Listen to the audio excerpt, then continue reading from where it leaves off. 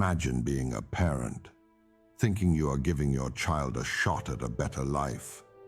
You trust a family member to take care of her, only to find out later you had unknowingly handed her over to monsters. That's what happened to Victoria Climbie. She was just a little girl who was intelligent and sweet. Her parents believed she would be safe, but they could not have known they were sending her to her death. Just 15 months after leaving her parents, Victoria was dead.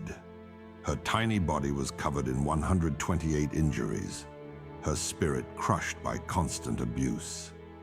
This innocent child was forced to sleep in a freezing bathroom, bound and beaten like a dog in her own home. The people who were supposed to care for her, the very ones who promised to give her a better life, killed her slowly and painfully, while everyone else just stood by and did nothing. Victoria Climbie was born on November 2nd, 1991, near Abidjan in the Ivory Coast. She was one of 7 kids in a family that was doing its best. But let's be real, raising that many children on limited resources is not easy. Her parents, Francis and Bertha, loved her, but they had a lot on their plate.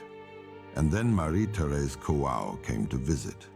She was Francis' aunt from France, who arrived unexpectedly in October 1998 after attending a family funeral.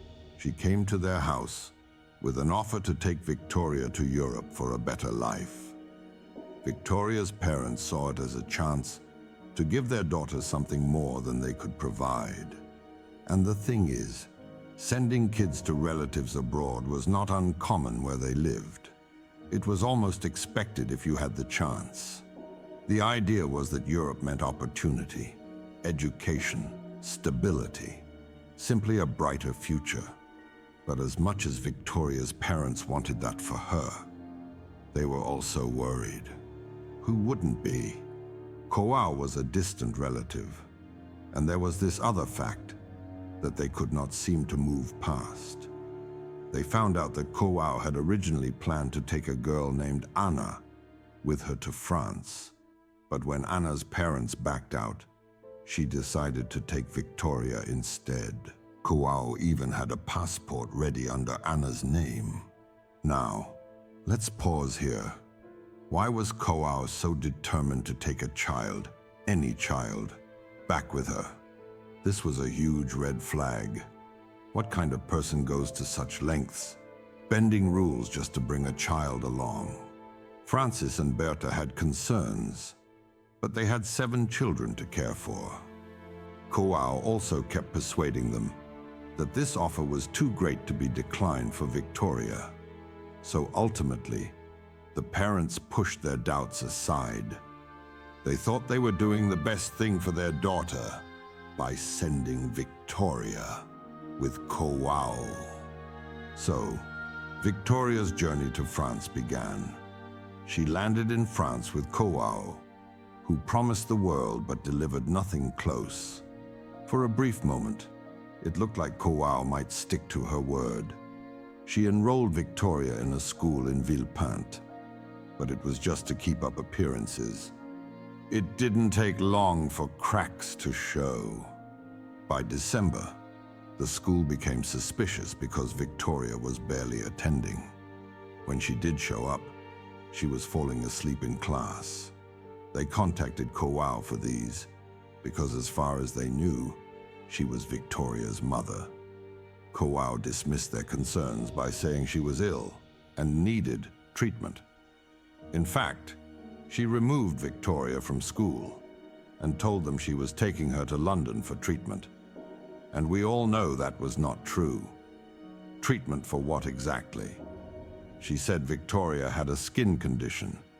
But come on, this was just another excuse to dodge the authorities in France, who were finally catching on. When they boarded that flight to London in April 1999, it was once again with a passport that was not even Victoria's. The name on it was Anna, the original girl Kouao had planned to take, and Victoria was forced to pretend to be her. Why did nobody question this? The airline staff? Immigration? Anyone? Kouao was running from something and dragging Victoria into the UK under a false identity. Maybe airport security did not catch them because Victoria was wearing a wig to look more like the girl in the passport. Now in the UK, things got worse, fast. They settled into a bed and breakfast in Acton, but it didn't take long for Victoria's situation to spiral. They visited a distant relative, Ms. Acker, and this was the first time someone outside noticed something off. She noticed that under Victoria's wig was a shaved head and a scalp full of strange marks. The child was frail, clearly suffering, but she didn't do anything about it. The very next day, Kouao and Victoria went to Ealing Social Services, this time looking for housing assistance. They filled out an application and walked out. Over the next 4 months, Kouao showed up 18 times, always with Victoria in tow, to request housing assistance. Whether they agreed to it or not, the bigger concern here is, why didn't anybody bat an eye to Victoria? How could they miss a frail, malnourished child standing right in front of them? One thing that I still don't understand is, why did Kouao take Victoria in the first place? Why did she take her to France when she had no intention of taking proper care of her? It was also not like she had any genuine love or care for the child. Maybe it was all a ploy to get benefits or to manipulate the system in both France and the UK. She had been living off welfare in France. She had 3 sons, and she was claiming welfare benefits. Maybe she wanted another child to get more money. This is why she was ready to take any child with her, whether it was Anna or Victoria. But just after a few months arriving in France, the French benefits agency caught up with her. They found out she was claiming benefits that she was not entitled to. So she fled to the UK with Victoria as her pawn. In June 1999, Carl Manning entered Victoria Climbie's life.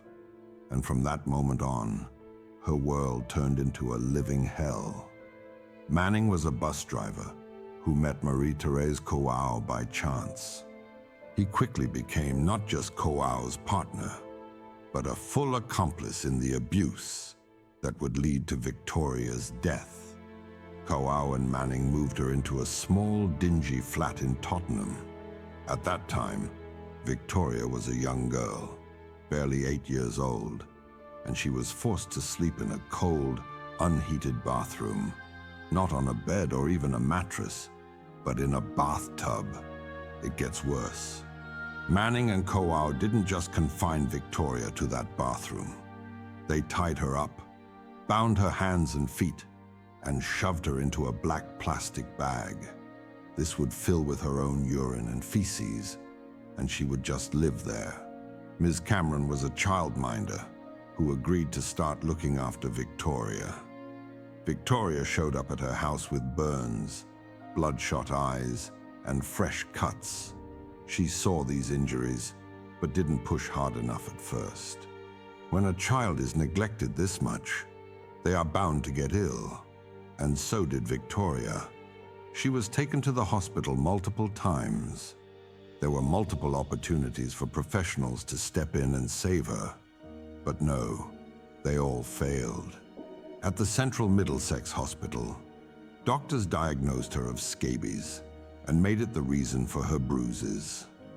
There was a child in front of them, with burns and bruises all over her body. Yet no one thought to ask the hard questions. How do you look at a child like that and not see abuse?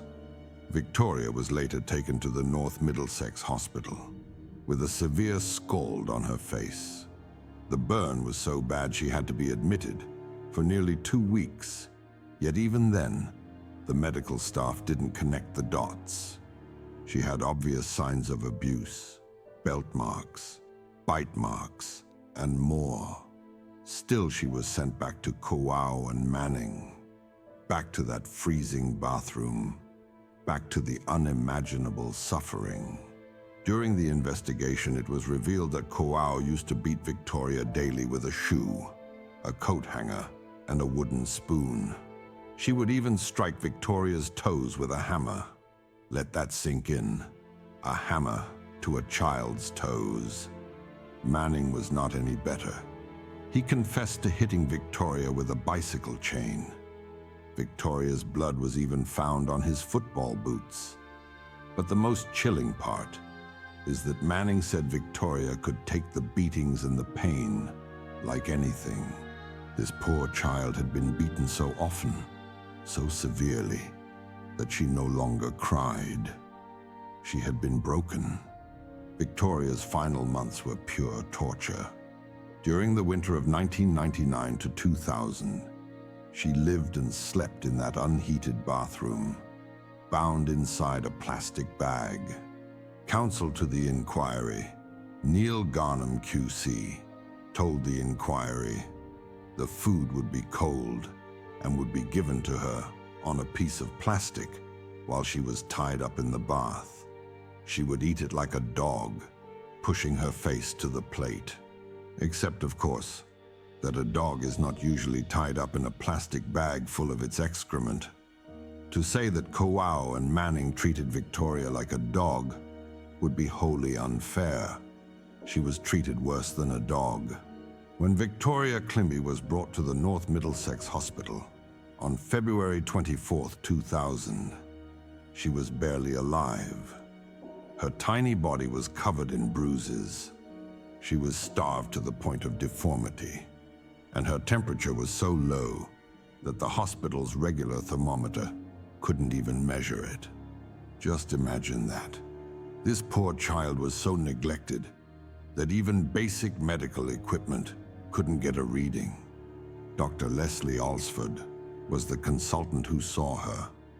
She called it the worst case of child abuse she had ever seen.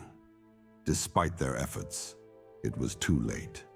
Victoria was moved to St. Mary's Hospital in Paddington, but her body just couldn't take it anymore. She died the next day, on February 25th, 2000, after her lungs, heart, and kidneys all shut down. And when the post-mortem was done, it was worse than anyone could have imagined. Dr. Nathaniel Carey found 128 injuries on her small body. Just think about that. 128 separate injuries. Her skin was covered in cuts, bruises, and burns. Her wrists and ankles had deep marks from being tied up. This was not just random violence. This was systematic torture, and nobody stopped it. How does this even happen?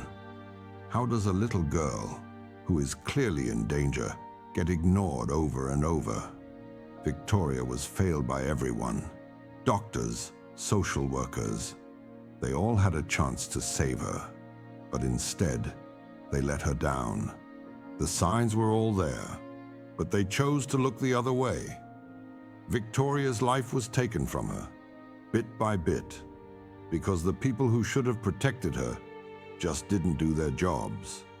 Finally, after Victoria's death, the truth came out. Kouao and Manning were arrested. The police found all the evidence to convict them.